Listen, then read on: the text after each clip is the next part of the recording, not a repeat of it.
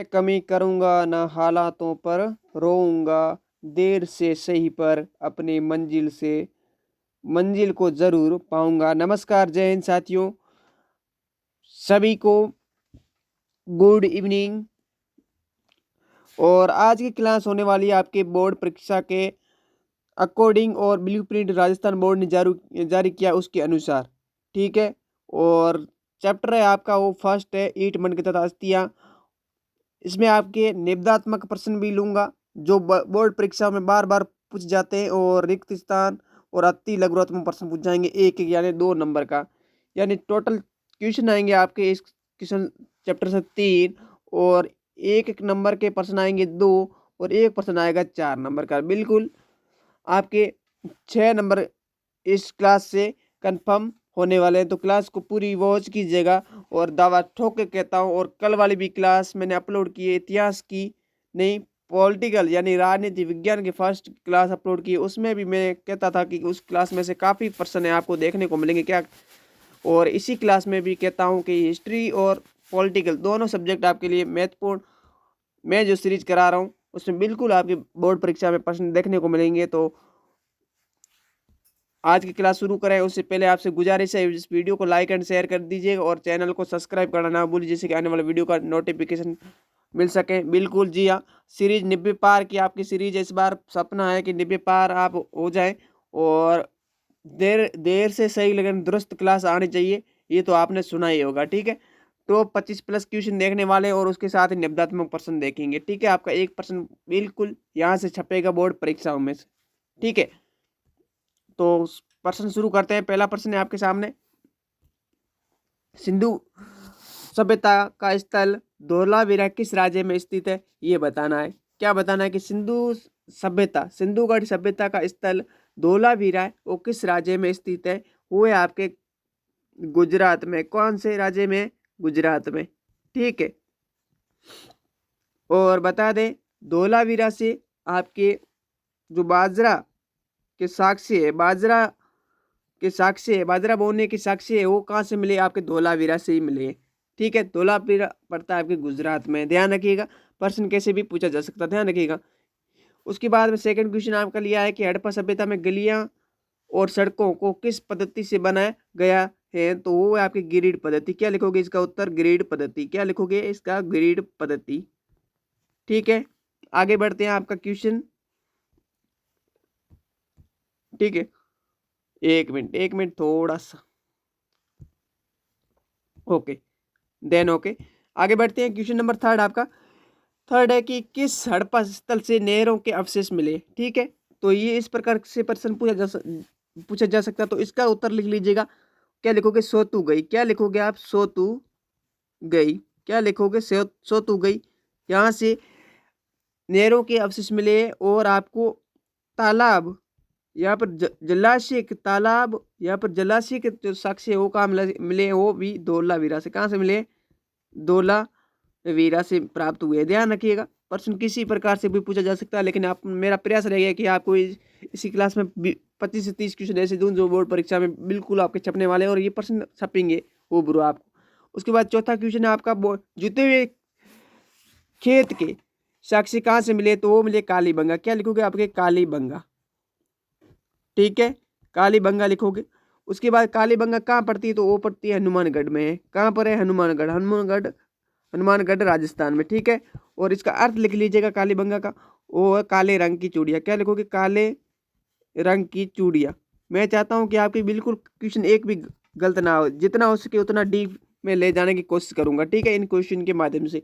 आगे प्रश्न 5 नंबर आपका कि हड़प्पा सभ्यता की सबसे विशेष पुरावस्तु कौन सी है, तो वो लिखोगे आपके मृद भांड। क्या लिखोगे? मृद भांड। क्या बताओगे? मृद भांड, ठीक है। उसके बाद 6 नंबर क्वेश्चन है आपका कि हड़प्पा सभ्यता का प्रथम खोजा गया स्थल कौन सा है, तो वो ये आपका हड़प्पा। कौन सा है? हड़प्पा। हड़प्पा सभ्यता का पहला स्थल खोजा गया हड़प्पा, और हड़प्पा की खोज हुई 1921 में। कब हुई? 1921 में। किसके द्वारा की गई? दयाराम साहनी। इसे बता दें, इससे पहले भी आपको बता दें 1924 में क्या होता है? 1924 में सिंधु घाटी सभ्यता का क्या होता है? खोज हो जाती है। क्या हो जाती है? उसकी स्थल की खोज होती है। वो करता है कौन? John Marshall. कौन करता है? John Marshall. ये भी ध्यान रखिए। उसके बाद में उत्खनन करते हैं। उसके बाद में क्वेश्चन आपका है 7 नंबर की, मोहनजोदड़ो की सबसे विशिष्ट या फिर सबसे विस्तृत इमारत कौन सी है? तो इसका उत्तर लिख लीजिएगा, वो है आपका अन्नागार। क्या लिखोगे? अन्नागार। बिल्कुल क्लास को एक तन्मयता के साथ देख लीजिएगा, बिल्कुल क्लास हमेशा एक एक मिलेगी आपकी, एक दिन पॉलिटिकल एक दिन हिस्ट्री की, टाइम टू टाइम 8 बजे सुबह। उसके बाद में देखते हैं नेक्स्ट क्वेश्चन आपका है 8 नंबर की, हड़प्पा की खोज सर्वप्रथम किसने की थी? तो ओ की दयाराम साहनी। किसने की? दयाराम साहनी। ठीक है, क्या लिखो? दयाराम साहनी। यहाँ तक हो गया। और इसकी खोज बता दें 1921 में हुई है। और हड़प्पा की खोज सर्वप्रथम इसने हड़प्पा ये प्रथम स्थल भी है। कौन सा है? प्रथम स्थल भी से माना गया है। ठीक है, आगे बढ़ते हैं। सुमिलित प्रश्न आपसे पूछा जाए, सुमिलित से संबंधित पूछा जा सकता है, तो ध्यान रखिएगा ये स्थल है और ये उनके स्थान है। ठीक है, तो हड़प्पा है वो पड़ता है आपके पंजाब पाकिस्तान में, और मोहनजोदड़ो बताओगे वो पड़ोगे स्थल पड़ेगा सिंध पाकिस्तान में। और आलमगीर आपके मेरठ में पड़ता है, मेरठ यानी यूपी में। और लोथल पड़ता है आपके गुजरात में। लोथल भी इस तरह पूछा जा सकता है कि लोथल किस राज्य में स्थित है? तो वो है आपके गुजरात में, ध्यान रखिएगा। उसके बाद में 10 नंबर क्वेश्चन है कि हड़प्पा सभ्यता का कालक्रम है, तो कालक्रम का इसका लिख लीजिएगा 2600 ईसा पूर्व से आपके 1900 ईसा पूर्व। कब? 1900 ईसा पूर्व। ठीक है, सर्वमान्य मत के अनुसार, बिल्कुल एनसीईआरटी के अनुसार। उसके बाद में आगे क्वेश्चन है आपका 11th नंबर की, मिट्टी से बना हल्का नमूना कहाँ से मिला है? मिट्टी से बना हल्का नमूना कहाँ से मिला है? तो वो मिला आपके धोलावीरा। कहाँ से मिला है? धोलावीरा या बनावली? बिल्कुल बनावली। कहाँ से मिला है? इस उत्तर के लिए लिख लीजिएगा बनावली। क्या लिखोगे? बनावली। बनावली। और एक चोलिकिस्तान, चोलिकिस्तान, चोलिकिस्तान पाकिस्तान में स्थल है। पूछा जा सकता है कि चोलिकिस्तान कहाँ पर है? तो वह पाकिस्तान में। उसके बाद में क्वेश्चन है आपका 12 नंबर की, हड़प्पा सभ्यता का सबसे प्रसिद्ध पुरा स्थल कौन सा है? तो वो है आपका सबसे प्रसिद्ध पुरा स्थल वो है आपके मोहनजोदड़ो। क्या बताओगे? मोहनजोदड़ो। मोहनजोदड़ो, इसका उत्तर बताओगे मोहनजोदड़ो। और इसके संबंध में बता दें कि इनकी खोज हुई 1922 में। किसके द्वारा? R D Banerjee. किसके द्वारा? आर डी बनर्जी द्वारा इनकी खोज की गई। ध्यान रखिएगा, प्रश्न किसी प्रकार से पूछा जाए तो बिल्कुल बेसिक से।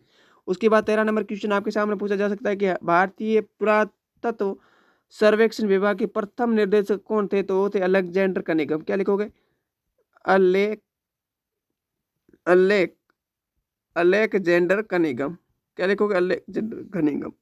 अलेक्जेंडर कनिंघम और इन्हीं को भारतीय पुरातत्व सर्वेक्षण का जनक भी माना जाता है। ध्यान रखिएगा, क्वेश्चन पूछा जा सकता है। उसके बाद में क्वेश्चन नंबर 14 आपका, 14 नंबर क्वेश्चन है आपका है कि हड़प्पा सभ्यता के कौन से दो स्थल पूरा बस्तियां किले बनती? तो इसका उत्तर लिख लीजिएगा। पहला आपका धोलावीरा। क्या लिखोगे? धोलावीरा।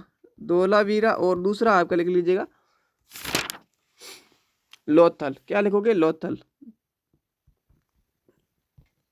ठीक है, आगे बढ़ते हैं क्वेश्चन। बिल्कुल सीरीज को, इस वीडियो को ज़्यादा से ज़्यादा शेयर करें और चैनल को सब्सक्राइब अभी तो कर लीजिएगा अगर नहीं किया है तो, क्योंकि आप बाद में भूल जाएंगे, तो ये भी चैनल को सब्सक्राइब कर लीजिएगा प्लीज़। उसके बाद में क्वेश्चन नंबर आपका 15 कि हड़प्पा सभ्यता के सबसे लंबे अभिलेख में कितने चिन्ह प्राप्त हुए? तो हुए 26। कितने से प्राप्त हुए? 26। ठीक है, 26 नंबर 16 नंबर क्वेश्चन है कि हड़प्पा सभ्यता में बाढ़ का उपयोग किस पत्थर से मतलब बनाए जाते थे? तो वो तो चट नामक पत्थर। क्या था? चट नामक पत्थर। क्या लिखोगे? चट नामक पत्थर। ठीक है, शैलकड़ी शैलकड़ी पत्थर का उपयोग किस कार्य के लिए किया जाता था? कमेंट करके बताइएगा। ठीक है, क्वेश्चन आपके दी दे रहे हैं। 18 नंबर क्वेश्चन है कि सिंधु घाटी सभ्यता की मोहरों पर किस पशु का चित्रण है? हो तो वो लिखोगे वृषभ। क्या लिखोगे? वृषभ। क्या लिखोगे? वृषभ। इसका उत्तर बताएंगे। उसके बाद में आपके सिंधु घाटी सभ्यता थी कैसी थी? मतलब कांस्य युगीन थी, या फिर आपके मात्र सत्तात्मक थी, या फिर आपके पितृवंशीय किस प्रकार की थी? तो कि आपके कांस्य युगीन। ये कैसी सभ्यता थी? कांस्य युगीन। कांस्य युगीन भी थी सभ्यता, और मात्र सत्तात्मक सभ्यता थी। ध्यान रखिएगा। ठीक है, उसके बाद में आपके प्रश्न पूछा जाए कि बंदरगाह के साक्ष्य कहाँ से मिले? बंदरगाह के साक्ष्य कहाँ से प्राप्त हुए? तो वो लिखोगे आप कहाँ से प्राप्त हुए? धोलावीरा। कहाँ से? धोलावीरा या बनावली? धोलावीरा या बनावली? क्या लिखोगे? बताइएगा। इसका उत्तर दीजिएगा 20 नंबर क्वेश्चन का। बंदरगाह के साक्ष्य आपके लोथल से प्राप्त हुए, धोलावीरा से नहीं। कहाँ से प्राप्त हुए? लोथल से। क्या करोगे? लोथल इसका उत्तर। आगे क्वेश्चन है आपका, बाजरे के प्रमाण किस राज्य से प्राप्त हुए? बाजरे के प्रमाण है वो आपके गुजरात से। कहाँ से लिखोगे आप? गुजरात। ठीक है। उसके बाद में चनोदड़ो क्यों प्रसिद्ध है? तो चनोदड़ो का इसका उत्तर लिख लीजिएगा। चनोदड़ो में शिल्पकार के जो साक्ष्य है, यानी शिल्पकार के लिए प्रसिद्ध था। क्यों प्रसिद्ध था? शिल्पकारों के लिए प्रसिद्ध था। उत्तर लिख लीजिए, चनोदड़ो क्यों प्रसिद्ध था? तो चनोदड़ो आपकी शिल्पकारों के लिए प्रसिद्ध था, ध्यान रखिएगा। उसके बाद 23 नंबर क्वेश्चन है कि गणेश्वर जोधपुर संस्कृति के नाम से किस क्षेत्र को जाना जाता है? तो वो आपके खेतड़ी। कौन सा? खेतड़ी। क्या करोगे? इसका खेतड़ी। तो ये थे आपके 23 क्वेश्चन। कितने? 23। इनमें से प्रश्न बिल्कुल छपेंगे, बिल्कुल बोर्ड परीक्षा में। इससे बाहर क्वेश्चन जाए तो आप इस कमेंट बॉक्स में अपना जरूर राय दें बोर्ड परीक्षा के बाद में। ठीक है। उसके बाद हम देखते हैं निबंधात्मक प्रश्न। आपके निबंधात्मक प्रश्न है ये, देखो बिल्कुल यहाँ से एक भी क्वेश्चन बाहर नहीं जाने की कोशिश रहेगी आपसे। तो आगे क्वेश्चन आपका कौन सा? बड़ा क्वेश्चन आपका 4 नंबर का महत्वपूर्ण निबंधात्मक 4 नंबर का एक क्वेश्चन पूछा जाएगा। बिल्कुल इसी प्रकार से लिखना है। क्या लिखोगे? मोहनजोदड़ो जो सिंधु घाटी सभ्यता का प्रसिद्ध स्थल है, इसकी प्रमुख विशेषता है। तो क्या उत्तर में बताओगे? मोहनजोदड़ो जो सिंधु घाटी सभ्यता का प्रसिद्ध स्थल है, इसकी प्रमुख सभ्यताएं निम्नलिखित है। प्रश्न को आधार लेन में बनाना। उसके बाद लिखो, इनकी खोज 1922 में RD बनर्जी द्वारा की गई और ये स्थल है वर्तमान में पाकिस्तान के सिंध प्रांत के लड़काना जिले में स्थित है। ये इसकी बेसिक जानकारी दे दी। उसके बाद में हेडिंग डालोगे विशेषताएं। इस प्रकार से लिखोगे तो बिल्कुल 4 नंबर में से 4 नंबर देने से कोई एतराज नहीं करेगा। ठीक है। तो पहली विशेषता लिखोगे यहाँ विशाल अन्नागार पाया गया। ठीक है। दूसरी लिखोगे यहाँ हरा भरा क्षेत्र था, इसे सिंध का नकलिस्तान यानी बाग भी कहा जाता है। किसे? मोहनजोदड़ो को, ध्यान रखिएगा। उसके बाद पॉइंट है आपका,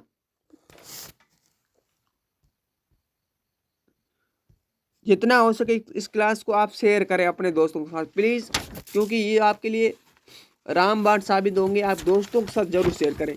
इतना तो कह, क्योंकि अपन जरूर नए जरूर है, लेकिन आपके नए इस चैनल पर नए जरूर है, लेकिन अनुभव के आधार पर आपको बिल्कुल ये आपके लिए कंटेंट में कमी नहीं रखेंगे। ठीक है, ध्यान रखिएगा। उसके बाद में लिखोगे तीसरा पॉइंट कि स्नानागार पाया गया जो कि धार्मिक कार्य हेतु स्नान में काम में लिए जाते थे। ध्यान रखिएगा, स्नानागार ये भी यहाँ पर है इनकी विशेषता। उसके बाद में लिखोगे जल निकासी की उचित व्यवस्था थी और कच्ची ईंटों से नालियाँ वो बनी हुई थी। उसके बाद पॉइंट लिखो कि नालियाँ सड़क के दोनों ओर बनाई गई थी और नालियाँ ऊपर से ढकी हुई भी होती थी। ये विशेषता लिखोगे 4 नंबर के अंतर्गत। ठीक है। उसके बाद 5 नंबर विशेषता लिखोगे। 5 नंबर विशेषता लिखोगे आप, क्या लिखोगे? विस्तृत सड़कों का निर्माण सड़क के एक दूसरे को समकोण पर काट देती, ये ध्यान रखिएगा। उसके बाद अगला पॉइंट एक बना के लिखोगे सड़कें ग्रिड नुमा पद्धति से भी बनाई गई थी, ध्यान रखिएगा। उसके बाद में आगे अंतिम पॉइंट लिखोगे, छठा सातवां जो भी है, यहाँ पर दुर्ग भाग और नगर भाग जैसे संपन्न नुमा शहर भी बने हुए थे, ध्यान रखिएगा। अगर इन पॉइंटों का अगर आपने प्रयोग कर लिया तो बिल्कुल आपके 4 आउट ऑफ 4 नंबर से कोई ऐतराज नहीं। एक पन्ने का मैंने लिखा है, आप अपनी राइटिंग के अनुसार थोड़ा इसको व्यवस्थित करके 1 से 1.5 पेज, एक इतना भी लिख लोगे 1 पेज से तो भी आपके लिए सफिशियंट है। ठीक है। उसके बाद प्रश्न आपका पूछा जा सकता है कि ये हड़प्पा सभ्यता का अंत और पतन के प्रमुख कारण 2022 में प्रश्न पूछा गया। कब? 2022 में। ध्यान रखिएगा 2024 से बिल्कुल पूछा जा सकता है आपका। ठीक है। जलवायु पहला पतन या फिर अंत होने का कारण है जलवायु के परिवर्तन होने के कारण। ठीक है, पहला कारण बताओगे। दूसरा है अत्यधिक बाढ़ और वर्षा के कारण। बिल्कुल पॉइंट सरल और दी गए। ठीक है। उसको तीसरा पॉइंट लिखोगे वनों की कटाई और चौथा पॉइंट लिखोगे आर्य के आक्रमण के कारण और पांचवा टॉपिक लिखोगे नदियों के सूख जाने या फिर सूखा उत्पन्न हो गया, इस कारण से ये पतन होगी हड़प्पा सभ्यता। यहाँ पर व्हीलर या वह अन्य विद्वानों ने भी आर्यों के आक्रमण को प्रमुख कारण माना। इस प्रकार से आप 6 पॉइंट मैंने लिखे हैं। अगर इन 6 बिंदु का प्रयोग करते हैं तो बिल्कुल आपको 4 आउट ऑफ 4 नंबर मिलने वाले हैं। ठीक है। उसके बाद में आपके लिए एक प्रश्न है, थर्ड पर्सन है कि हड़प्पा सभ्यता की लिपि को रहस्य में क्यों माना गया और इनकी प्रमुख विशेषताओं को बताइए। ठीक है। तो ये लाइन, इतनी लाइन तो ये आपको प्रश्न पत्र में उतारनी है। उत्तर लिखोगे तब उतारनी है। क्या लिखोगे? हड़प्पा सभ्यता की लिपि को रहस्य में इसलिए माना गया, क्यों को हटाकर इसकी जगह क्या है? इसलिए माना गया क्योंकि इनको आज तक किसी से न तो पढ़ी गई है और और ना ही कोई पढ़ पाया है, ठीक है। और ये कैसी है, सर्पिलाकार लिपि भी है। कौन सी? आपके हड़प्पा सभ्यता की लिपि को सर्पिला लिपि। उसके बाद में आपका है प्रमुख विशेषताओं में बात करें तो ये लिपि दाएं से बाईं ओर लिखी गई है, पहली विशेषता। दूसरी विशेषता है कि ये लिपि भाव चित्रात्मक है, ध्यान रखिएगा। उसके बाद में तीसरा पॉइंट आप डालोगे, क्या लिखोगे? इस लिपि में चिन्हों की संख्या लगभग 375 से 400 के मध्य थी, ठीक है। इसलिए तो ये रहस्यमय लिपि कहलाई, ध्यान रखिएगा। उसके बाद में इस लिपि का प्रयोग सिंधुघाट सभ्यता में पाई गई मोहरों, औजारों और आभूषणों और अस्थियों, इन पर लिपि भी लिखी गई, ये भी ध्यान रखिएगा। उसके बाद में आपका क्वेश्चन नंबर 4, क्या लिखोगे? ये हड़प्पा सभ्यता की नगर योजना आज भी प्रासंगिक है, क्यों? इस पर टिप्पणी कीजिए। ये मेहरबानी करके एक क्वेश्चन देख लीजिएगा, इंपॉर्टेंट रह सकता है। इस क्वेश्चन को आप अपने आप एक बार आप जरूर देखिएगा जहाँ, ठीक है, इसके ऊपर। क्योंकि आप अगर नगर योजना बुक्स में पढ़ोगे तो बिल्कुल आपके लिए वहाँ से आपको समझ में आप आ जाएगा, ठीक है। आज के समय में किस प्रकार से अपन भी मतलब उनका। आगे प्रश्न है 5 नंबर, क्या है? सिंधु घाट सभ्यता के लोगों के निर्वाह के मुख्य साधन क्या थे, ठीक है। तो पहला पॉइंट लिखोगे, सिंधु घाट सभ्यता भारत की प्राचीन सभ्यता मानी जाती है। यहाँ पर ठीक है, प्राचीन भी है और ये कांस्य युगीन सभ्यता भी मानी गई है। इसका कालक्रम आप बता सकते हैं कि इतना है, मतलब 26 ईसा पूर्व से 1900 ईसा पूर्व के मध्य माना गया है।